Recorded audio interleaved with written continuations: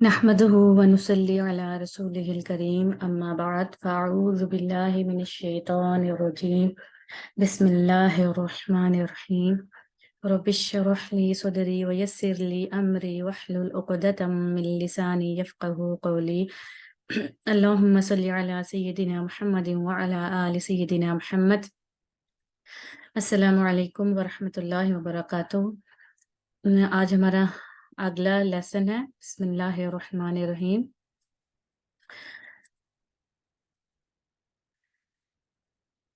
ہونٹوں سے ادا ہونے والے حروف، ہونٹوں سے ادا ہونے والے حروف کون کون سے ہیں؟ میم، با، واو، فا۔ میم، با، واو، فا، ٹھیک ہے۔ ان کو ہونٹوں سے، یہ چاروں حروف ہونٹوں سے ادا ہوں گے، اور ان کو کیسے ادا کریں گے یہ اگلی سلائیڈ میں دیکھتے ہیں۔ میم، با، واو، فا۔ اب یہاں دیکھیں، واو کہاں سے ادا ہوگا؟ دونوں ہونٹوں کو گول کرنے سے، دونوں ہونٹوں کو گول کرنے سے واو کی ادائیگی ہوگی۔ واو، واو، ٹھیک ہے۔ ہمارے ہونٹ گول ہوں گے۔ نارملی جو واو ہم ادا کرتے ہیں یہ ویسا ہی ہے، ٹھیک ہے۔ یہ بہت آسان ہے، آج کے مخارج جو ہیں وہ بہت آسان ہے۔ 4 مخارج ہم سیکھ رہے ہیں، واو، با، میم، فا، ٹھیک ہے۔ واو ہونٹوں کو گول کرنے سے ادا ہوگا، اور با کیسے ادا ہوگا؟ با دونوں ہونٹوں کے اندرونی تری والے حصے کو ملانے سے، ٹھیک ہے۔ یعنی جو ہونٹوں سے ادا ہوگا لیکن اندر کے جو دونوں تری والے حصے ہیں، ٹھیک ہے۔ ایک تو ہونٹوں کے باہر کا حصہ ہے، وہ خشکی والا حصہ ہے۔ ایک ہونٹوں کے اندر اگر آپ ٹچ کریں تو تھوڑا سا جو تری والا یعنی گیلا حصہ ہے، ٹھیک ہے، وہاں سے آپ ادا کریں گے تو با، با، با اس طرح ادا ہوگا، ٹھیک ہے۔ واو، با، واو میں ہونٹ گول ہوں گے، اور با میں دونوں تری والے جو اندرونی حصے ہیں وہ ملیں گے آپس میں، اور با ادا ہوگا۔ اس کے بعد ہے میم۔ میم کیسے ادا ہوگا؟ میم دونوں ہونٹوں کے بیرونی خشکی والے حصے کو ملانے سے میم ادا ہوگا، ٹھیک ہے۔ میم کیسے ادا ہوگا؟ میم جو ہمارے ہونٹوں کے باہر کا حصہ ہے، ٹھیک ہے، خشکی والا حصہ، اس کو ملانے سے میم ادا ہوگا، ٹھیک ہے۔ یہاں پر فا کا مخرج نہیں لکھا ہوا، اس کا مخرج آپ اپنے پاس لکھ لیں۔ فا کا مخرج یہ ہے کہ دونوں جو اوپر کے دانتوں کا جو سامنے 2 دانتوں کا کنارہ ہے وہ نیچے والے ہونٹ کے تری والے حصے یعنی اندرونی حصے کے ساتھ ٹچ ہوتا ہے تو فا ادا ہوتا ہے، فا، ٹھیک ہے۔ اوپر والے ہونٹ نیچے والے فا کا مخرج ہے، اوپر والے دانتوں کا کنارہ نیچے والے ہونٹ کے اندرونی حصے سے لگے ملے، یعنی تری والا جو گیلا حصہ ہے اندر کا، اس کے ساتھ جب ملتے ہیں تو فا ادا ہوتا ہے، ٹھیک ہے۔ واو، با، میم، فا، ٹھیک۔ اب آگے ہے غنہ۔ غنہ کے بارے میں ہم اس لیے پڑھ رہے ہیں کیونکہ ہمارے آج جو احکام ہم پڑھیں گے اس میں غنہ کے بارے میں ایک قاعدہ ہے، اس لیے غنہ کے بارے میں ہم پڑھیں گے کہ غنہ کسے کہتے ہیں یا غنہ کیسے ادا کیا جاتا ہے۔ غنہ یہ خیشوم یعنی یہ جو ناک، ہماری ناک کی جو بانس ہے اس کو بانس بولتے ہیں، ناک کی جڑ سے ادا ہوتا ہے غنہ، ٹھیک ہے۔ جیسے ان الذین، ان جو ہے یعنی اب یہ دیکھیں آپ کو محسوس ہو رہا ہوگا کہ ان میں جو نون غنہ کی آواز ہے وہ ناک کے اندر سے ادا ہو رہی ہے، ٹھیک ہے۔ امید ہے آپ کو یہ بات سمجھ آ گئی ہوگی۔ آج کے مخارج، اب ہم چلتے ہیں اپنے قواعد کی طرف۔ سب سے پہلا قاعدہ ہم نے پڑھا تھا نون ساکن اور تنوین کا اظہار، اب ہے ادغام۔ اب یہ قاعدہ نمبر 2 ہے، اگر نون ساکن یا تنوین کے بعد یرملون یعنی یا، را، میم، لام، واو، ٹھیک ہے، یہ آسانی کے لیے یرملون یاد آپ کریں گے، اس سے یرملون یہ پورا ایک کلمہ آسان کرنے سے یاد کرنے سے آسانی یہ ہو جاتی ہے کہ الگ الگ سے حروف یاد کرنا مشکل لگتا ہے، تو یرملون ہم یاد رکھیں گے تو پھر ہمیں یاد ہو جائے گا کہ اچھا یا ہے، پھر را ہے، پھر میم ہے، پھر لام ہے، واو ہے اور پھر نون ہے۔ یہ حروف آ جائیں نون ساکن یا تنوین کے بعد، یرملون میں سے کوئی حرف آ جائے تو نون ساکن یا تنوین کا ادغام کریں گے۔ اب سمجھ لیں، میں نے پہلے پچھلی لیکچر میں بھی آپ کو بتایا تھا، ادغام کسے کہتے ہیں؟ ملانے کو۔ ادغام کریں گے یعنی انہیں ملائیں گے۔ جیسے آگے پڑھتے ہیں، ادغام کی دو قسمیں ہیں، ادغام مع غنہ یعنی ادغام غنے کے ساتھ، یعنی ملائیں گے غنے کے ساتھ، ٹھیک ہے؟ ادغام مع غنہ یعنی ملائیں گے غنے کے ساتھ، اور ادغام بلا غنہ یعنی ملائیں گے تو صحیح لیکن غنے کے بغیر۔ اب کہاں غنے کے ساتھ ملانا ہے اور کہاں غنے کے بغیر ملانا ہے، اب ہم وہ پڑھیں گے، ٹھیک ہے؟ ادغام مع غنہ، ادغام مع غنہ، اگر نون ساکن یا تنوین کے بعد ینمو، ٹھیک ہے؟ ینمو یعنی یا نون میم واو، ٹھیک ہے؟ یہ ایک کلمہ کی صورت میں بتایا گیا ہے کہ تاکہ آپ کو الگ الگ حرف کو یاد کرنا مشکل لگتا ہے تو ینمو یاد کر لیں، یعنی یا نون میم واو میں سے کوئی حرف آ جائے تو ادغام ما غنہ کریں گے، یعنی ملائیں گے غنے کے ساتھ۔ جیسے آگے دیکھیں، یہ مم مائن، ٹھیک ہے؟ میں اس کو نارمل ابھی پڑھ رہی ہوں، من ما ان، ٹھیک ہے؟ یہ یہاں پر دو زیر ہیں، ما ان ہے، من ما ان، ٹھیک ہے؟ اب یہ کیا ہے؟ یہ نون ساکن ہے، تو نون ساکن کے بعد کیا کون سا حرف آ رہا ہے؟ میم۔ نون ساکن کے بعد میم آ رہا ہے تو یہ ینمو میں سے ہوا نا، یعنی میم میم، ٹھیک ہے؟ میم آ گیا۔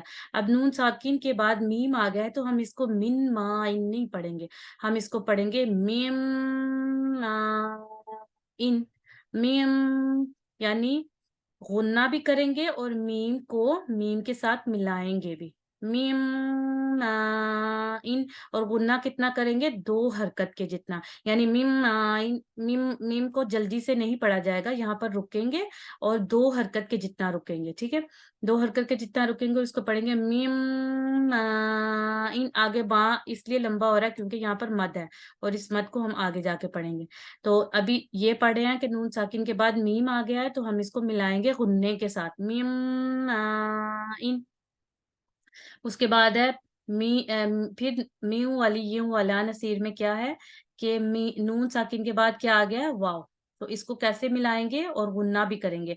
میو میو، ٹھیک ہے؟ من وا نہیں پڑھیں گے، اس کو پڑھیں گے میو والی یوں والا نصیر، ٹھیک ہے؟ یہ یا کے نیچے دو زیر ہیں، ایک زیر نہیں ہے، ٹھیک ہے؟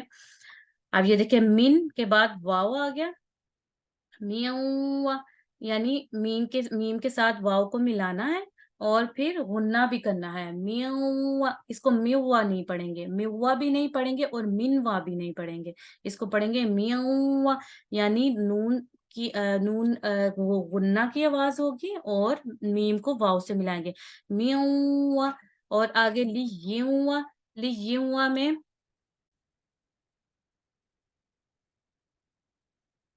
میو والی یوں والا نصیر۔ اب یہ جو ولی میں یا کے نیچے دو زیر ہے تو یہ تنوین کہلائے گی، ہم نے پڑھا تھا نا کہ دو زبر دو زیر اور دو پیش کو تنوین کہتے ہیں۔ اب یہ دیکھیں، تنوین کے بعد بھی واو آ رہا ہے، یہاں پر دونوں دونوں چیزیں آ رہی ہیں، یعنی نون ساکن کے بعد بھی واو اور یہ دیکھیں تنوین کے بعد بھی واو، تو ان دونوں کو پڑھنے کا طریقہ بالکل سیم یہی ہوگا کہ ملائیں گے اور غنے کے ساتھ ملائیں گے، یعنی ادغام کریں گے مع غنہ، میو ولی یوں ولا نصیر، ٹھیک ہے؟ اس کو من والی اور نہیں پڑھنا، یا اس کو میوا میوا بھی نہیں پڑھنا کیونکہ غنہ کریں گے، اس لیے میو والی یوں ولا نصیر۔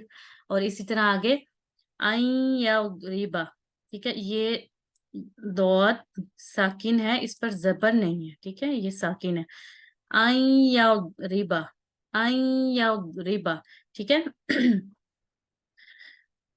نون ساکن کے بعد، نون ساکن کے بعد کیا آ رہا ہے؟ یا آ رہا ہے، ٹھیک ہے؟ ینمو میں سے ہے نا یا، ٹھیک ہے؟ ینمو میں سے ہے تو نون ساکن کے بعد یا آ گیا تو اس کو کیسے پڑھیں گے؟ ملا کر پڑھیں گے، یعنی آئیں یا ریبا، آئیں یا ریبا، آئیں یا ریبا، ٹھیک ہے؟ या को मिलाएंगे अलिफ के साथ और गुन्ना करेंगे। ठीक है, ये तो हो गया इदगाम मा गुन्ना। अब है इदगाम बिला गुन्ना, यानी मिलाएंगे लेकिन गुन्ना नहीं करेंगे, बिला गुन्ना, गुन्ने के बगैर। अगर नून साकिन या तनवीन के बाद लाम रा, ठीक है, इसको आप आसानी के लिए लार या लिर कुछ किसी तरह भी पढ़ सकते हैं। ठीक है, यानी आपको ये याद रखना है कि लाम और रा सिर्फ दो हरूफ ऐसे हैं, इनमें से कोई हर्फ आ जाए तो इदगाम बिल्ला गुन्ना करेंगे। ठीक है, यानी इदगाम करेंगे यानी मिलाएंगे पर गुन्ने के बगैर। ठीक है, अब ये गुन्ने की डेफिनेशन है जो हमने पहले देख ली है। ठीक है, ये गुन्ना वो आवाज जो नाक की बांस में गूंजे उसे गुन्ना कहते हैं। तो यहाँ तक जो ये जो डेफिनेशन है ये हम पीछे पढ़ चुके हैं, इसलिए मैं इसको दोबारा नहीं वो करूंगी, ये बस डेफिनेशन है। अच्छा, अब इदगाम बिला गुन्ना करेंगे, मसलन इसकी मिसालें हैं ये, अज़ल्लहुम, अज़ल्लहुम इसको मैं इरेज करती हूँ, अज़ल्ला के ऊपर, ठीक, ये देखिए अज़ल्ला के ऊपर दो जबर है, तो दो जबर किसको शो करती है, तनवीन को, दो जबर तनवीन को कहते हैं। तो ये क्या हो गया, अज़ल्लहुम, अज़ल्लहुम। ठीक है, इसको अज़न्नहुम या गुन्ना नहीं करेंगे। ठीक है, यहाँ पर हम इसको अज़ल्लहुम पढ़ेंगे, मिलाएंगे लेकिन गुन्ने के बगैर। अज़ल्लहुम, तनवीन के बाद लाम आ रहा है, और यहाँ पे भी नून साकिन के बाद लाम आ रहा है, तो मिल्लदुन्ना, मिल्ला, मिल्ला दुन्ना। ठीक है, मिल्ला पे हमने नून साकिन के बाद लाम है तो मिल्ला पे हमने गुन्ना नहीं किया, सिर्फ मिलाया है, यानी मीम को हमने लाम के साथ सीधा मिला दिया है, मिल्ला दुन्ना। दुन्ना नून पे मैं गुन्ना इसलिए कर रही हूँ कि जहां भी मीम मुशद्दद और नून मुशद्दद होंगे वहां गुन्ना होगा। ये नीचे जो नोट लिखा हुआ है एक, इसको पढ़ेंगे आप बाद में। ठीक है, आगे ये अगली मिसाल देखें, मिर, मिर, यानी नून साकिन के बाद रा आ गया है तो मिन मिर, इस तरह नहीं पढ़ेंगे, गुन्ना नहीं करेंगे, मिर रब्बिल आलमीन। ठीक है, मिर रब्बिल, मिर, ठीक है, मिर रब्बिल आलमीन, मिर बगैर गुन्ने के पढ़ेंगे। ठीक है, मीम को रॉ से मिलाएंगे बगैर गुन्ने के। आगे गफूरुर रहीम, गफूरुर रहीम। ठीक है, रुर्र ये तनवीन है। ठीक है, दो पेश क्या है, तनवीन है, तनवीन के बाद रॉ आ गया तो गुन्ना नहीं करेंगे, सिर्फ मिलाएंगे, गफूरुर रहीम। अब नीचे जो दो नोट्स हैं वो बस जल्दी से पढ़ लेते हैं, उसमें कोई वो सीखने का नहीं है कि जहां भी नून और मीम पर तशदीद होगी वहां गुन्ना करेंगे। ठीक है, जैसे अभी मैंने दुन ना पे ना पे नून ये नून मुशद्दद था ना, तो इस पर मैंने गुन्ना किया। ठीक है, इसी तरह जहां भी आपको मीम पर शद मिलेगी वहां पर आप गुन्ना करेंगे। और दूसरा जरूरी नोट क्या है, ये बस आपने देख लेना है कि दुनिया, ठीक है, अब ये देखिए ये नून साकिन के बाद या आ गया है, तो आप तो कहेंगे कि अब नून साकिन के बाद या है तो इसका मतलब है कि हम इसको इदगाम करेंगे गुन्ने के साथ, लेकिन नहीं, ये एक्सेप्शंस हैं। ये चार हरूफ कैसे पढ़े जाएंगे, इन पर कायदा अप्लाई नहीं होगा, इनको दुनिया, दुनिया यानी इन पर इजहार करेंगे, बुनयानुन, बुनयानुन, सुइनवानुन, सुइनवानुन, क़िनवानुन, क़िनवानुन, यानी इन पर इदगाम नहीं होगा बल्कि इजहार होगा। उम्मीद है कि आपको आज के लेक्चर की समझ आ गई होगी, अगर नहीं आए तो इसको दोबारा देखें, सुने, इंशाल्लाह आप पर वाज़ेह हो जाएगा। अस्सलाम वालेकुम व रहमतुल्लाहि व बरकातुहू।